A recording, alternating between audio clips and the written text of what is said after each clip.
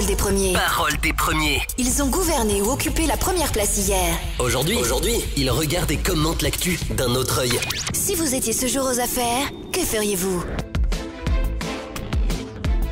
Parole des premiers, nous recevons pour vous aujourd'hui M. Ibrahima Abessila, ancien ministre de l'Énergie, de l'Hydraulique et des Hydrocarbures de novembre 2021 à août 2022. Monsieur le ministre, bienvenue.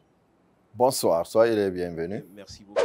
Alors, je le rappelais tout à l'heure, ministre de l'Énergie, des Hydrocarbures et de l'Hydraulique, sous la transition, bien évidemment. Bien sûr, oui. Alors, expliquez-nous un peu les contours de cette nomination.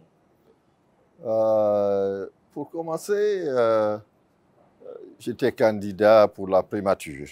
Ah, donc pas pour être ministre. Vous devrez être Premier ministre? Oui. D'accord. Et en fin de compte, la décision finale est tombée sur Mohamed Beavogui. Et voilà. Après, le gouvernement m'a contacté pour m'offrir le poste comme de ministre de l'Énergie, de l'Hydraulique et des Hydrocarbures. Pour deux raisons. Un, parce que j'avais beaucoup d'expérience dans ces trois matières dont je viens de citer. Merci. Maintenant, qu'est-ce qui a pesé dans la balance en faveur de M. Beavogui, en votre défaveur? Défaveur, c'est qu'il y avait eu beaucoup de premiers ministres sous qui se sont succédés. Il fallait un peu un changement, voilà, je pense. Sans quoi, avec mon expérience dans le gouvernement, dans le secteur privé, et ici, dans le gouvernement en Côte d'Ivoire, donc j'étais vraiment mieux outillé qu'un bureaucrate des Nations Unies. Merci. D'accord. Alors, vous avez été ministre de l'Énergie, des Hydrauliques et des Hydrocarbures, bien évidemment. Oui. Expliquez-nous un tout petit peu, vous avez accepté d'occuper ce poste-là. Et dans quel état ce service, vous l'avez trouvé à votre nomination en 2021? Voilà, j'ai fait le point dès mon arrivée. Nous commençons d'abord au niveau de la production. Au niveau de la production, on avait déjà le troisième barrage était presque complet. Il restait quelques derniers groupes qui devaient être recalibrés et stabilisés pour les mettre sur le réseau. Donc, cela a été fait. Je parlais de Soit Petit, le dernier. Ensuite, il y avait Caleta qui était déjà en ligne. Garafiri également, vous le savez bien, ça fait des années que ça tourne. En plus, ça, c'était au niveau de la basse-côte sur Concouré, voilà. Et ces barrages représentaient, comme on le dit, notre dorsale en ce qui concerne la production. Avec ça, s'ajoutaient des petits barrages à travers le pays, comme dans Lonkéa, à Kindia, Grande Chute. Il y avait un petit barrage à Massanta, à Denguiraï et même à Télémélé. Donc, qu'il fallait tout de suite mettre un projet pour les réhabiliter. Et cela a été fait, et en même temps les coupler avec les groupes qui existaient dans ces localités. Et il y avait déjà un réseau moyenne tension qui les liait à d'autres villes. Donc ça, c'était bienvenu. Mais en ce qui concerne le réseau que j'ai trouvé sur place, il y avait une ligne 110 qui quittait Conakry jusqu'à Mamou. Point. De Mamou, ça c'est en termes de haute tension, 110 kV. Oui. Maintenant, à moyenne tension, il y avait une petite ligne qui quittait Mamou jusqu'à Labé, en passant par King Kong qui alimentait, qui était synchronisée à la ligne 110. Voilà. Ce qui est largement insuffisant, on peut le dire. Ça ne représentait presque rien quand tu regardes sur l'ensemble du territoire. Et il y avait un petit morceau aussi qui était Farana sur Tenkiso qui allait alimenter Dabola jusqu'à Denguiraï. C'était tout. Alors, il y avait des projets qui étaient sur la table. La première des choses, c'était automatiquement les revoir et les mettre sur le marché. C'est ce qui a été fait. J'ai signé tous les contrats pour les travaux. Et en un an, 4 mois, pour vous montrer le progrès que ce gouvernement a pu faire à travers le secteur de l'énergie, nous avons pu construire une ligne, au moins, je dirais même des milliers de kilomètres de lignes haute tension 225. justement, vous m'avez tendu la perche. C'est la prochaine question, arriver à ce niveau. Et Oui. justement, vous avez fait un constat. Oui. Il y avait une ligne qui était... Le constat, voilà, c'est tout ce qu'on avait comme au niveau de la production, production et ligne. Oui. Effectivement. Mais vous, qu'est-ce que vous avez fait après ce constat-là? Après ce constat, je suis passé à l'implémentation, mettre un réseau solide sur l'ensemble du territoire. Cela consistait à rapidement faire le contrat du dorsal qui quittait l'Insan, où on a construit la station mère qui gouvernait l'ensemble du réseau guinéen jusqu'à Kankan. Et de Kankan, on devait monter vers Sigiri. Et parallèlement à ça, il y avait l'interconnexion qui était venue jusqu'à... parce qu'il y avait CLNG avec, à travers Mano River. D'ailleurs, j'étais le chairman de cette entité des pays limitrophes, c'est-à-dire la Côte d'Ivoire, le Libéria et la Sierra Leone. Donc, nous avons pu négocier un contrat qu'on a interconnecté immédiatement Zérékoré, qui était alimenté. Et maintenant, il fallait aller plus loin. En termes de ligne haute tension, on avait Guinée-Mali, qui quittait Zérékoré en passant par Beylas, jusqu'à Kankan, qui passait directement à Sigirine, tout en bifurquant vers Kouroussa également. Donc ce réseau, c'est vraiment à un point aujourd'hui que c'est fini. Parallèlement à ça, nous avons lancé le projet forestier, c'est-à-dire les 225, qui quittaient l'Insan. D'ailleurs, ça devait éminer d'ici, mais de l'Insan, qui descendait sur Farana jusqu'à Zérékoré. Donc le loop était déjà accompli à travers cette eau, considérant que le projet du dorsal aussi était lancé. Du dorsal, je veux dire de la Guinée, de l'Insan jusqu'à Kankan, et qui allait interconnecter avec la ligne venant du sud de Zérékoré, Guinée-Mali. Alors, beaucoup de projets lancés, oui. Mais est-ce que ça a servi à... Aujourd'hui, ça peut servir grandement à nous. Oui, parce que la desserte en électricité ne s'est pas grandement améliorée. Oui, mais la desserte en production. Mais en électricité, oui. Un exemple, tout le Fouta aujourd'hui est alimenté. Ils ne se plaignent pas. Hein. La Basse-Côte, une bonne partie est alimentée. Même dans les petits villages, là, ils sont alimentés. Le seul problème qu'ils ont là-bas, c'est que dans les maisons, comme les installations doivent être faites par les privés, eh j'avais même préparé un projet pour d'aide à l'électrification dans les domiciles des maisons, où on créait un petit crédit pour aider le Guinéen lambda qui se trouve à Benna, par exemple, d'alimenter, voilà, et ainsi de suite. D'accord. Alors, oui, et parallèlement à ça, sur les... Tu sais, ça, c'est la première partie. La haute tension, n'oubliez pas que c'était déjà... Nous les avons interconnectés. Nous sommes aujourd'hui interconnectés avec les mêmes lignes, avec le Sénégal, Guinée portugaise,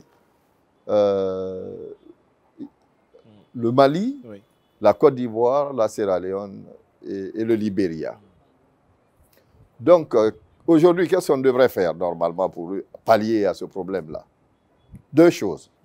La première, c'est immédiatement mettre en œuvre la réparation de tous les groupes qu'on a pour les mettre en ligne. Si nous ne voulons pas vraiment gaspiller de l'argent. Deux, en tant qu'ancien chairman de CLNG, président, je veux dire, de CLNG, donc nous pouvons négocier avec la Côte d'Ivoire. Nous sommes déjà interconnectés avec eux jusqu'au Libéria, jusqu'à Zérékoré. Donc, de Zérékoré, ou même directement la ligne Man Mans est en Côte d'Ivoire. Mans est à Côte d'Ivoire, Libéria, Sierra Leone, est déjà interconnecté avec l'ISA, l'INSAN. D'accord. Donc, cette ligne 225, on pouvait alimenter une bonne partie de la République. Si on a besoin de 15 mégawatts supplémentaires, on pouvait le prendre là-bas dans une semaine. Là. D'accord. Mais là, il faut le payer et le coût est raisonnable. Deuxièmement, les groupes qui appartiennent à la Guinée doivent être réparés rapidement et les mettre en ligne pour économiser. Mais le coût de la réparation. Non, le coût, ce n'est pas comme le coût du bateau. Que nous voulons. On va revenir là-dessus, bien évidemment. Donc, ça, avec des contrats qui existent en place, il y a des groupes qui sont là. On a déjà T-Power, K3, K1, K2, K, ainsi de suite, qui aussi appartiennent au gouvernement. Donc, si tous ces groupes-là sont en ligne, on n'aura pas de problème jusqu'au moment où la saison pluvieuse vient pour augmenter la production. Vous savez, Monsieur le ministre, il y a un argument qui revient le plus souvent. On a suffisamment d'électricité, d'énergie, mais le déficit, c'est au niveau du transport. Qu'est-ce qui explique cela? Non, au niveau du transport, ce n'est pas vrai. Aujourd'hui, les lignes haute tension sont là. Le transport, ça cause problème pour desservir les ménages. Pour les ménages, oui, ça c'est la ligne basse tension sur l'ensemble du territoire. Mais les moyennes tensions, quand je quittais, j'avais lancé ces contrats. Donc, je suis sûr qu'ils sont en train de faire les travaux et ça va s'acheminer bientôt. Donc, les 30 kV vont sillonner chaque sous-préfecture ensemble. Donc, est-ce que cet argument est vrai? Dire que... Non, ce n'est pas seulement être vrai. Les contrats sont donnés. Donc, les gars sont en train de travailler là-dessus. Parce qu'avant que tu le quittes, d'ailleurs, pour la Basse-Côte et la Moyenne Guinée, c'est moi qui ai fait l'ingénierie là-dessus. Si tu vas en forêt aujourd'hui, ils ont fait les transversales de Beila jusqu'à vers les Massanta, là, qui vont remonter sur Guékedou. Ça, c'est en attendant, avec un mini-réseau également là-bas, qui va être connecté sur le 225. Qui va descendre jusqu'à Zérékoré. Donc, c'est vrai qu'on n'a pas de problème de production. Mais nous avons fait, franchement, le problème, oui. Production. On n'a pas de problème de production. Non. Si tout ça c'est fait comme je viens de vous le dire. Non, maintenant là. Maintenant là. À cet instant. On met de côté la réparation. Si nous négocions rapidement avec les Ivoiriens pour interconnecter, il n'y a pas de problème. Mais il faut seulement réparer rapidement les groupes que nous avons et puis voilà. D'accord. Alors, au niveau toujours de la fourniture de la D7, parce qu'aujourd'hui, on voit il y a un sérieux problème à ce niveau-là. Et vous, à votre époque, par exemple, les choses ne sont pas améliorées pour autant. Oh, je dirais que quand tu compares la sous-région, ce qu'on a fait en 1 an et demi, c'est magnifique. Qu'est-ce que vous avez fait? En Côte d'Ivoire, pour faire ça, ça nous a pris 3 à 4 ans. Qu'est-ce que vous avez fait? Toutes les lignes haute tension presque sont là. Les moyennes tensions sont lancées en construction. Et les basses tensions, ça existait déjà en forêt, en Moyenne-Guinée. Et nous sommes en train de les renforcer. Et en Basse-Côte également. Donc, vraiment, on a fait un très grand progrès dans l'électrification du pays. Il y a beaucoup de Guinéens qui ne savent pas ça. Oui. Mais si vous allez aujourd'hui n'importe où, vous avez de l'énergie. On a peut-être quelques problèmes de... Parce que si vous construisez un grand réseau de ce genre, il faut avoir les hommes capables pour le faire tourner. Et là, ça fait défaut. J'avais associé le ministre de l'enseignement technique. Il est en train il a bien pris note. Il a fait un bon boulot dans ce sens. Il est en train de former les jeunes. Mais on a besoin des agents de maîtrise capables de vraiment opérer ce réseau qu'ils ont là. D'être capable de répondre aux clients et avoir une décentralisation du réseau de l'énergie, restructuration carrément pour avoir un département de distribution, un département des transports et de moyenne tension. Là, vous affirmez qu'on a le réseau, mais on n'a pas de technicien pour... On n'a pas d'hommes capables pour le faire tourner. Et il faut le faire vite. Et j'avais déjà mis ça dans le programme. C'est grave ce que vous dites là, monsieur le ministre. Non, mais c'est la première fois qu'ils ont des lignes haute tension, moyenne tension. Le gars qui était avec moi à Grande Gueule la fois dernière disait, en plein été, qu'il y a eu déclenchement de la ligne par foudre. Alors, je ne sais pas d'où venaient ces foudres. En plein été en Guinée, on n'a pas de foudre. Hein. Bon, donc, tu vois, c'est des arguments qui ne tiennent pas. Ou bien ils vont dire le transport là a fait ça. Et donc, ils sont vraiment, ils ont besoin de formation. Ce que je recommanderais, de choisir une centaine de jeunes Guinéens qui ont un peu d'expérience et les envoyer carrément soit à l'école de Bencherville en Côte d'Ivoire pour être des bons agents de maîtrise. Et même, nous avons des bonnes relations avec le Maroc et la France, les placer là-bas pour que dans 6 mois, une fois que tout cela sera alimenté comme il le faut, qu'on puisse les faire tourner proprement. Même si on leur donne tout, c'est comme s'ils ne savent pas comment le faire, nous aurons les mêmes problèmes. Ces lignes de haute tension, c'est vous qui les avez lancées. Oui. Mais vous saviez pertinemment que vous n'aviez pas la ressource humaine.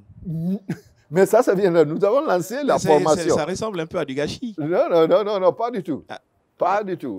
Pas du tout dans ce sens. Il faut, les équipes. Oui, c'est du gâchis parce qu'aujourd'hui, ça ne fonctionne pas. Au niveau du ministère, c'était bien vu. Mais c'est-à-dire, il faut que, à bas, au niveau de la compagnie qui s'occupe de la distribution, production et autres, puisse former les gars. Et c'est là où le bas blesse. Le niveau est très, très bas. Donc, le problème, ce n'est pas au département, c'est à EDG le problème. Voilà, je sais. Enfin, tu comprends mieux que moi, d'ailleurs. Voilà. Alors, quels étaient vos rapports avec... quels étaient les rapports entre les EDG et vous, le département? Le département, c'est pour faire les grands travaux. Au niveau de l'EDG, ils s'occupaient de la distribution, du transport. Même ils avaient le transport sur le département et même au niveau de la production. Ils géraient l'ensemble. Et c'est là où j'en viens. Il va falloir qu'on privatise jusqu'à ce qu'on forme nos jeunes rapidement pour faire le boulot. Donc, vous militez pour la privatisation des EDG?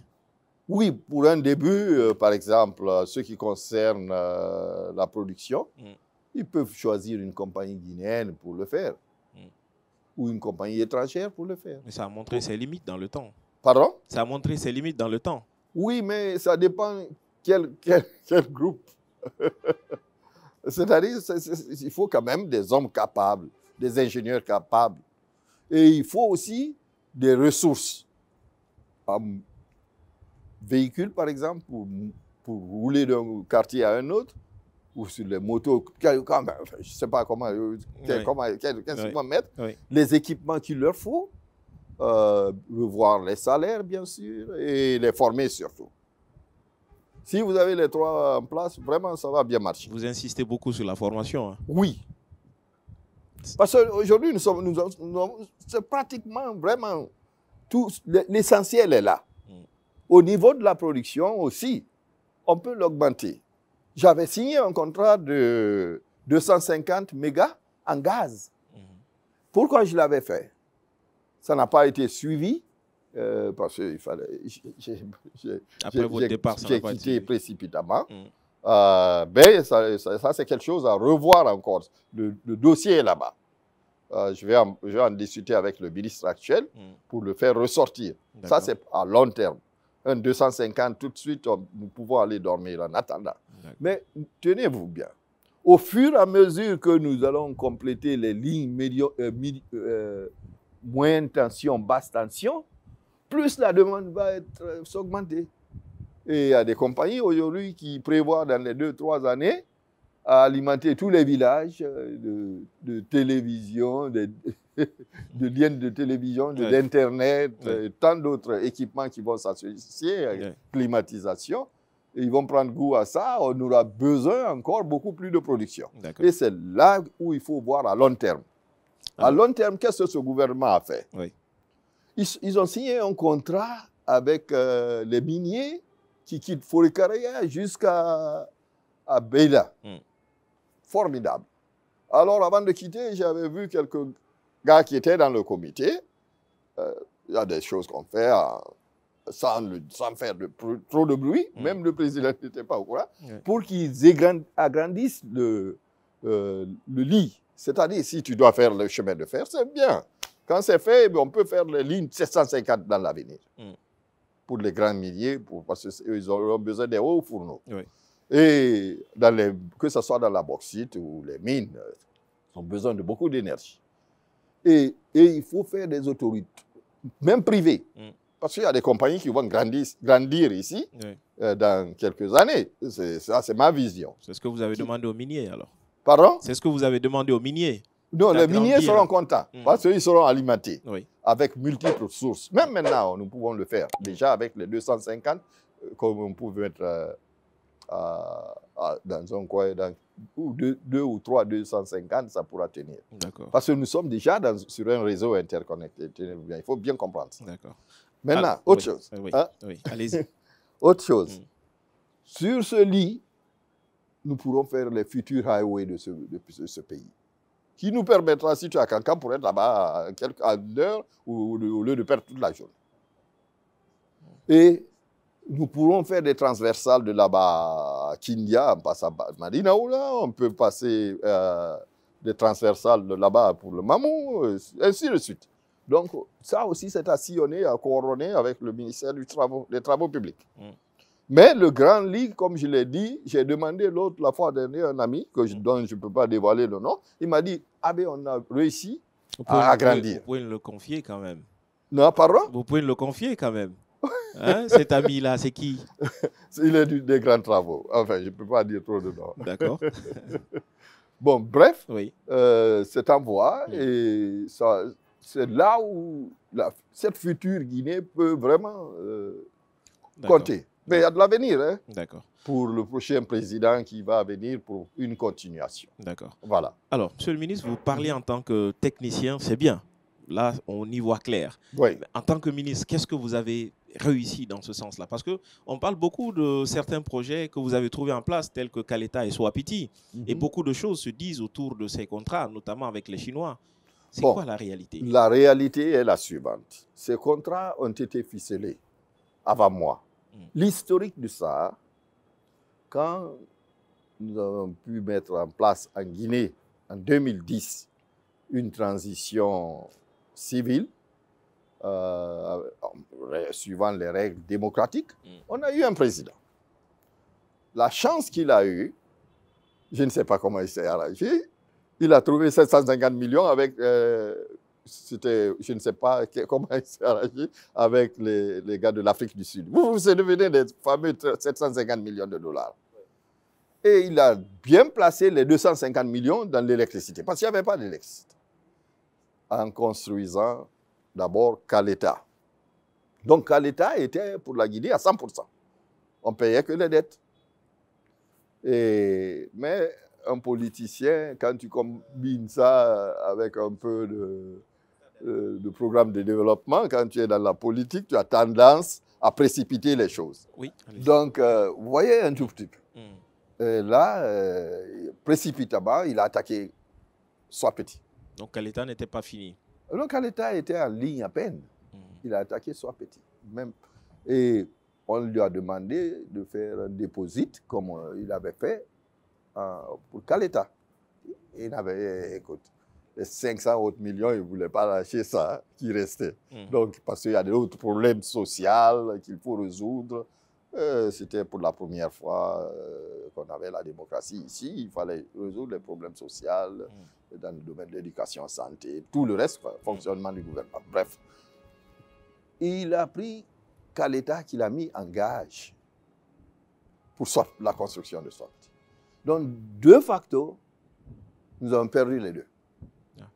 Donc, ça appartient pour des calculs, pour des fins politiques, Caleta qui nous appartenait à 100%. À 100%, on l'a perdu. Parce qu'on l'a mis en gage avec Soapiti. Donc, quand vous faites ça, vous allez sur une table de négociation, le coût n'a pas d'importance parce que c'est maintenant commandé par celui qui verse l'argent.